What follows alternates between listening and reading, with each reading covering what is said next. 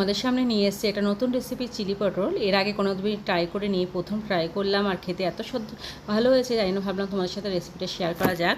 এটা বানানো খুবই ইজি। প্রথমে ছোটো ছোটো করে পটলগুলো করে কেটে নুন, হলুদ, আদা রসুন পেস্ট, লঙ্কার গুঁড়ো আর কাশ্মীরি লঙ্কার গুঁড়ো আর ময়দা আর কর্নফ্লাওয়ার দিয়ে ভালো করে মিশিয়ে নিয়ে ডিপ ফ্রাই করব। ডিপ ফ্রাই করলে একদম পুরো ক্রিস্পি হয়ে যাবে।